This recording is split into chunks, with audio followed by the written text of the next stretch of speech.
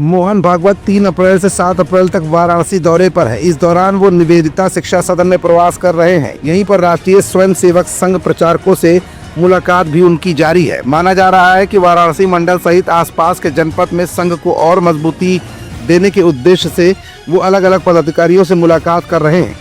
इधर जिस दिन वक्फ संशोधन बिल राज्यसभा में पास हो रहा था, तो उधर वाराणसी से उत्तर प्रदेश की सियासत से लेकर केंद्र की सियासत तक में मोहन भागवत का आगमन क्यों चर्चा का विषय बना रहा। और इस बीच अखिलेश यादव ने मोहन भागवत के वाराणसी पहुंचने पर योगी सरकार पर क्या तंज कसा है। आखिर योगी आदित्यनाथ की पिछली बैठक में आरएसएस ने क्या गुरु मंत्र दिया था, और अब 2027 के विधानसभा और 2029 के लोकसभा चुनाव से पहले भाजपा में बड़े फेरबदल की संभावनाओं को लेकर मोहन भागवत का ये दौरा कितना मायने रखता है। ये कुछ ऐसे सवाल है जिनका जवाब अपनी आज की इस रिपोर्ट में हम आपको दिखाएंगे भी और बताएंगे भी।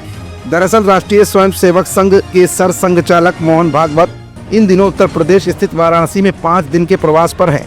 दावा यह भी किया जा रहा है कि भागवत के 5 दिवसीय प्रवास के दौरान मुख्यमंत्री योगी आदित्यनाथ से मुलाकात की भी चर्चा जोरों पर है। दोनों की मुलाकात के दावों के बीच समाजवादी पार्टी के राष्ट्रीय अध्यक्ष अखिलेश यादव ने तंज कसते हुए कहा है कि हो सकता है कि बीजेपी का अध्यक्ष कौन होगा, इस पर भी चर्चा हो जाए।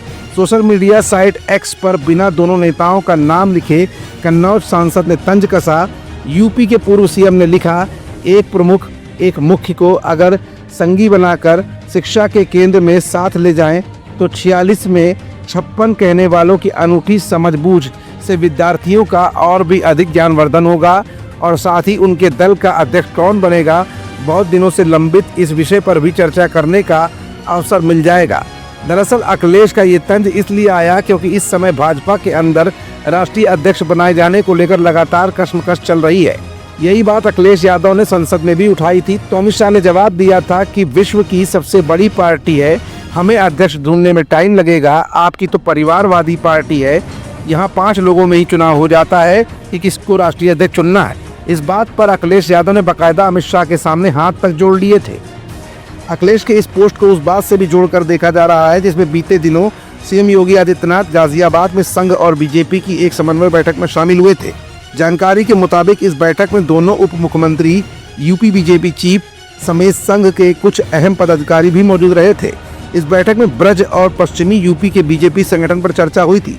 फिलहाल अखिलेश ने ये तंज इस समय इसलिए किया क्योंकि बीजेपी के अंदर राष्ट्रीय अध्यक्ष को लेकर मंथन चल रहा है, और इस बीच अखिलेश का ये तंज कहीं न कहीं भाजपा की अंदरूनी कलह को भी बयां करता दिखा है। फिलहाल अखिलेश के ट्वीट का जवाब अब योगी किस तरह से देंगे, ये समय की गर्त में है।